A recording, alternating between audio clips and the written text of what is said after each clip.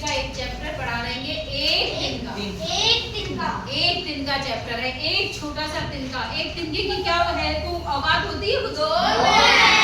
आप एक पैर से फिसल के यूं ही निकल जाते हैं, ऐसे हटा देते हैं, ऐसे कुचल देते हैं ना।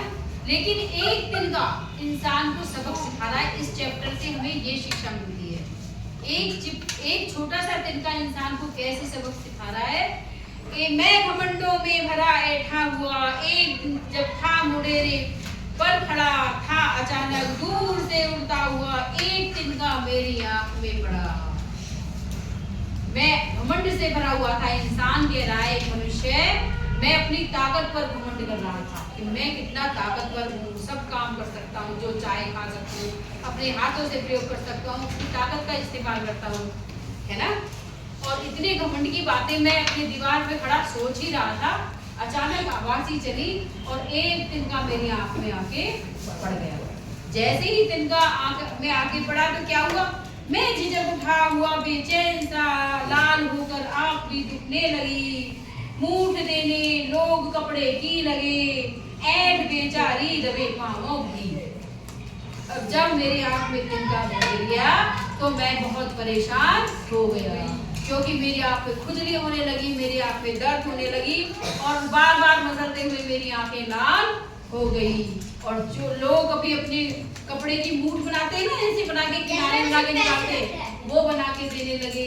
कोई कुछ करने लगा, मसलने लगा मेरी आंख को। तो मेरी जो ऐठ थी ना, जितनी अकड़ थी मेरी, वो दूर पाँव में निकल गई। एक छोटे से तिनके ने मेरी जो अकड़ थी, जो घमंड था, वो सारा चकनाचूर कर दिया।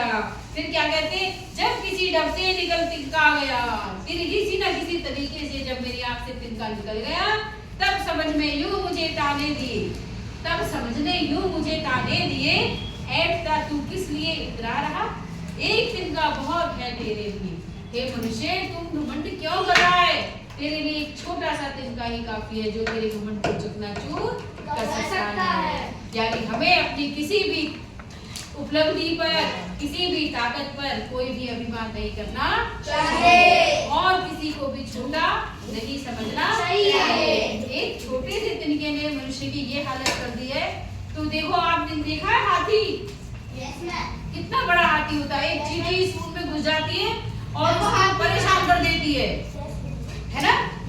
तो हाथी को भी मस्त चलता है ना, जब चींटी सबक सिखाती है ना, तो हाथी बेचैन हो जाता है। तो हमें अपनी ताकत पर कभी भी घमंड नहीं करना चाहिए और किसी को भी परेशान नहीं करना चाहिए।